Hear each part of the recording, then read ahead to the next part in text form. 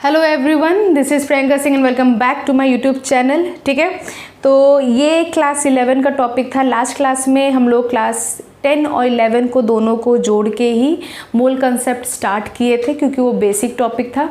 आज भी कुछ बेसिक ही है जो क्लास 10 के लिए भी काम आएगा। ठीक है, अच्छा, अभी जो क्लास 11 में गए हैं, जो बच्चे क्लास 10 पास आउट करके क्लास 11 में गए हैं, काफ़ी बच्चों को तो इससे कुछ प्रॉब्लम भी होगा कि साइंस ले कि नहीं ले, क्या करें। तो ये आप लोग के लिए एकदम बेस्ट टाइम है। अभी कोई फर्दर प्रेशर नहीं है, कोई एडमिशन का भी इतना जल्दबाजी नहीं है। तो आप लोग घर में बैठो, सभी बैठा है, ठीक है, तो इस टाइम का पूरा यूटिलाइज़ करो। हर चीज़ आप ऑनलाइन आ चुका है। यूट्यूब में वीडियोज़ देखिए, समझिए। कोई भी आप लोग का डाउट है तो कमेंट बॉक्स में दीजिए, ठीक है। टीचर ऑब्वियसली रिस्पॉन्ड करेगा। अगर कोई फर्दर क्यूरीज है रिगार्डिंग क्लासेस एंड ऑल, तो आप डीएम करिए इंस्टा पे जाके, ठीक है। हर चीज़ आप लोग को डिस्क्रिप्शन बॉक्स में लिंक में दिया जाएगा, ठीक है। वैसे हर पूरा कहानी जो है डिस्क्रिप्शन बॉक्स में है, तो एक बार डिस्क्रिप्शन बॉक्स, हर एक वीडियो के डिस्क्रिप्शन बॉक्स में जाके देख लिया करो कि इसमें छुपा क्या है, ठीक है। तो आज हम लोग स्टार्ट करते हैं second topic, which is mole concept in terms of volume. ठीक है, अब हम लोग वॉल्यूम के टर्म्स में मोल कंसेप्ट पढ़ेंगे। इसका भी एक फॉर्मूला आता है। ये जो मोल कंसेप्ट है इन टर्म्स ऑफ वॉल्यूम, ये हमेशा कैलकुलेट होता है एनटीपी एंड एसटीपी में। एनटीपी का मतलब क्या होता है? Normal temperature pressure. और एसटीपी का मतलब क्या होता है? Standard temperature pressure. मतलब आपका 1 ATM 27 डिग्री सेल्सियस केल्विन और 0 डिग्री सेल्सियस। एसटीपी में आपका 1 बार या आपका 273 केल्विन या 0 डिग्री सेल्सियस, ठीक है। ये मोल कंसेप्ट इन्हीं दो टेम्परेचर प्रेशर पे ही निकाला जाता है, ठीक है। तो आइडियल गैस इक्वेशन से चलो कनेक्ट कर देते हैं ये दोनों को। According to ideal gas equation हम लोग सब जानते हैं, आप लोग क्लास 9 में 10 में पढ़े हो, PV = nRT, ठीक है। अगर हम लोग एनटीपी से काम कर रहे हैं तो प्रेशर आपका हो गया 1 ATM। हम लोग को वॉल्यूम निकालना है। N is the mole, so suppose we are taking 1 mole, ठीक है। जब प्रेशर अगर 1 ATM लिए हैं तो R का वैल्यू क्या हो जाएगा? 0.0821। ये ऑलरेडी मैं बता चुकी हूँ, तो अगर नहीं है किसी को याद तो फिर से भाई याद कर लो। R का 3 वैल्यू 8.314, 0.0821 एंड 2 कैलोरी, ठीक है। यूनिट ध्यान से देखो, पहला यूनिट है जूल पर केल्विन पर मोल, दूसरा है लीटर एटमॉस्फेरिक पर केल्विन पर मोल, और तीसरा आपका है 2 कैलोरी पर केल्विन पर मोल। तो क्योंकि यहाँ पे प्रेशर आपका एटीएम के पैटर्न में था, इसीलिए हम लोग कौन सा वैल्यू लिए हैं? 0.0821, ठीक है। इसको नोट कर लो। नेक्स्ट टेम्परेचर क्या ले लेंगे हम लोग? 273। जब आप ये सॉल्व करोगे तो आपको वॉल्यूम आ जाएगा 22.4 लीटर, ठीक है। या अगर इसको ml में लिखोगे तो 22,400 ml। इसका मतलब क्या है? ये इसका मतलब क्या है? इसका मतलब है कि जब आप 1 मोल ऑफ आइडियल गैस आप डिज़ोल्व करोगे किसी भी जार में, या 1 मोल ऑफ आइडियल गैस आप कोई भी जार में लिए, तो वो उस जार का 22.4 लीटर स्पेस ऑक्यूपाई करेगा, ठीक है, या 22,400 ml स्पेस ऑक्यूपाई करेगा। समझ में आया? सो इट मीन्स कि जब भी आप 1 मोल ऑफ गैस लोगे एट एनटीपी और एसटीपी में, it will occupy this much litre of volume और this much ml of volume. समझ में आया? इसी से अगर आप मोल को हम लोग कनेक्ट करते हैं तो मोल से इसका एक फॉर्मूला तैयार होता है। We have mole equal to V/22.4 litre, या अगर ml में है तो V/22400 ml। समझ में आया? तो ये आपका 2 फॉर्मूला है। वॉल्यूम आपको क्वेश्चन में दिया रहेगा, जस्ट सिंपली आपको 22.4 लीटर से जोड़ के आपको मोल निकल जाएगा। तो इसमें कितना क्वेश्चन पूछ सकते हैं? पहला क्वेश्चन वो लोग पूछ सकते हैं कि आपको V दे दिए, मोल निकाल लो, तो यहाँ से मोल निकल गया। दूसरा क्वेश्चन क्या पूछ सकते हैं कि V दे दिए, 22.4 लीटर दे दिए और मॉलिक्यूलर वेट दे दिए, तो इस मोल को हम लोग ये भी लिख सकते हैं वेट बाय मॉलिक्यूलर वेट। ठीक है, तो यहाँ से बोल दें कि वेट निकाल लो, समझ में? एक बार बोल देंगे मॉलिक्यूलर वेट निकाल लो, तो इससे टोटल आपका 4-5 क्वेश्चंस बन जाएगा। ठीक है, तो चलो एक क्वेश्चंस देख भी लेते हैं कि एक क्वेश्चंस है क्या। क्वेश्चंस है कि एक गैस है which occupy 5.6 litre volume at NTP। अच्छा रिमेंबर, ये जो फॉर्मूला था M equal to V by 22.4 litre या V बाई 22400, प्लीज़ रिमेंबर ये फॉर्मूला आप तभी यूज़ करोगे जब क्वेश्चन पे NTP या STP ये दोनों में से कोई भी एक शब्द लिखा हो या दोनों ही शब्द लिखे हों। ठीक है, अगर ये दोनों शब्द नहीं लिखे हैं तो आप ये फॉर्मूला आप यूज़ नहीं कर सकते हो। ठीक है, तो चलो एक क्वेश्चन देख लेते हैं। क्वेश्चन है कि एक गैस X है जो ऑक्यूपाई किया है 5.6 लीटर एट NTP। ठीक है, पहला क्वेश्चन है calculate number of mole of gas, तो मोल निकालना है। V आपका दिया है, सो V है 5.6 डिवाइडेड बाई 22.4 लीटर। ठीक है, जो भी आंसर आएगा वो आपका मोल आ गया। सेकेंड बोला है calculate number of atom if gas is diatomic. हम लिख दे रहे हैं calculate number of atom if gas is diatomic. ठीक है, इसको सॉल्व कर लेना भाई, ये वाला।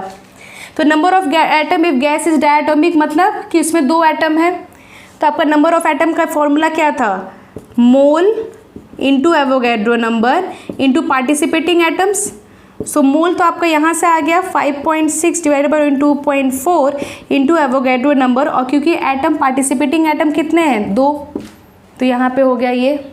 और तीसरा क्वेश्चन है calculate mass of a gas if molecular mass is 32। ठीक है, calculate mass of a gas if molecular mass is 32। ऊपर कर देते हैं यहाँ पे। तो बोला है कि मॉलिक्यूलर मास दे दिया गया है 32 और आपसे बोला है कि mass of a gas calculate कर लो, तो यहाँ से आपका मोल आ गया। So we can write weight by 32 equal to 5.6 divide by 22.4।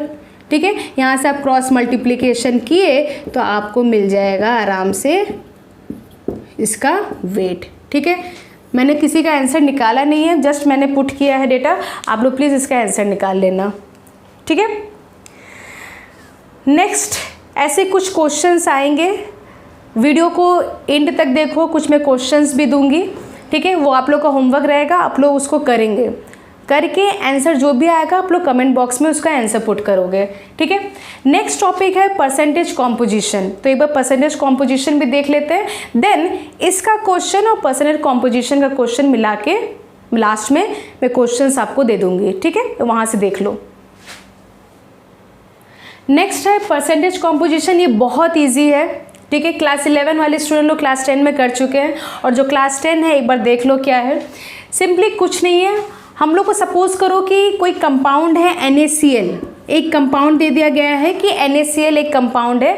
हमको जानना है कि अगर ये 100% है, NaCl अगर 100% है, तो हमको ये जानना है कि इस 100% में सोडियम कितना परसेंट है। ठीक है, या क्लोरीन कितना परसेंट है, मतलब उस 100% में कितना सोडियम है और कितना क्लोरीन, हमको परसेंटेज के फॉर्म में जानना है। ठीक है, तो उसी को हम लोग क्या कहते हैं? Percentage composition. तो उसका फॉर्मूला क्या है? Mass of a x divide by mass of a sample. Mass of a sample मतलब total mass of that compound, उसका पूरा मॉलिक्यूलर मास, और जिसका आपको बोला है निकालने उसका मास। ठीक है, फॉर एग्जाम्पल एक क्वेश्चन देख लेते हैं, इप्सम सॉल्ट। इप्सम सॉल्ट का फॉर्मूला क्या होता है? We have magnesium sulphate 0.7 H2O। ठीक है, मैग्नीशियम सल्फेट 0.7 H2O, इसका अगर आप पूरा मॉलिक्यूलर वेट निकालोगे तो आपका आ जाएगा 246। ठीक है। अब हम लोग एक एक करके जानेंगे कि इसका परसेंटेज कितना है, सल्फर का परसेंटेज कितना, ऑक्सीजन का परसेंटेज कितना है, and this water of crystallisation का परसेंटेज कितना है। ठीक है, तो सबसे पहले मैग्नीशियम का कैसे लिखोगे, 24/246 × 100। मैग्नीशियम का आपका एटॉमिक मास वही होता है। सल्फर का क्या होगा, 32/246 × 100। ऑक्सीजन का क्या हो जाएगा, 64/246 × आपका 100। उसी तरीक़े से आपका वाटर का भी हो जाएगा। ठीक है, तो वाटर का कहाँ लिखते हैं, वाटर चलो यहाँ लिख देते हैं। तो आपका क्या है, वी हैव 126 / 246 × 100। ठीक है, तो इस सब का आंसर आप निकाल लोगे, आपका एक परसेंटेज आ जाएगा। तो यही इसी को ही परसेंटेज कॉम्पोजिशन कहा जाता है। Clear, simple. आप टोटल मॉलिक्यूलर मास से डिवाइड करेंगे हर एक के एटॉमिक के मास से, आपको कंप्लीटली आपको इसका परसेंटेज कॉम्पोजिशन मिल जाएगा। ठीक है, तो इसमें से आप क्वेश्चंस क्या करेंगे, आपको ब्लू विट्रॉल का निकालना है। ठीक है, ब्लू विट्रॉल का फॉर्मूला क्या होता है, CuSO4.5H2O। ठीक है, ब्लू विट्रॉल का फॉर्मूला है CuSO4.5H2O। इसका आपको परसेंटेज कॉम्पोजिशंस निकालने हैं। ठीक है, नेक्स्ट हम लोग क्वेश्चंस देख लेते हैं mole concept in terms of volume का, and then you have to do your work. आप घर में बैठ के अपना होमवर्क करो और आपका जो भी आंसर है, अगर कोई भी डाउट है तो आप कमेंट सेक्शन में पुट करो। ठीक है, चलो देख लेते हैं क्वेश्चंस क्या क्या है। सबसे पहला क्वेश्चंस है कि calculate percentage composition of blue vitriol which is CuSO4.5H2O। Second question है calculate percentage composition of ethanol. And third one, ये जो क्वेश्चन है इसमें मैंने पीछे वाला भी पार्ट का पीछे वाले पार्ट को भी ज्वाइन किया है। ठीक है, arrange the following in decreasing order. बहुत बच्चों को ये दिक्कत होता है कि इंक्रीजिंग ऑर्डर डिक्रीजिंग ऑर्डर क्या होता है। इंक्रीजिंग ऑर्डर मतलब होता है छोटा से बड़ा। ठीक है, C to B मतलब छोटा से आप बड़ा पे जंप कर रहे हो, it is called increasing order. और डिक्रीजिंग ऑर्डर क्या होता है, we have big to small, बड़ा से छोटा। ठीक है, B to C, that is we have a decreasing order.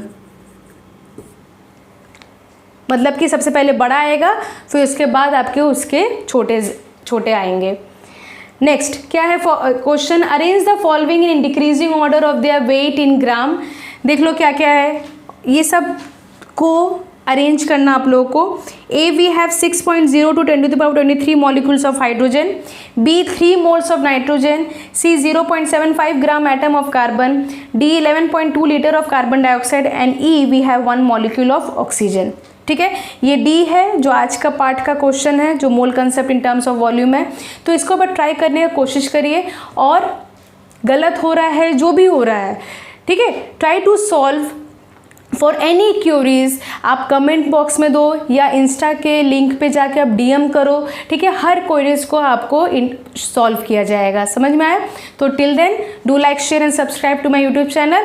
और हम लोग नेक्स्ट क्लास में हम लोग कुछ इसी टॉपिक से स्टार्ट करेंगे, इसी क्वेश्चन से स्टार्ट करेंगे, और कुछ इंटरेस्टिंग थोड़ा बात भी करेंगे, और एम्पिरिकल फॉर्मूला आप लोग का नेक्स्ट टॉपिक होगा। ठीक है, थैंक यू सो मच।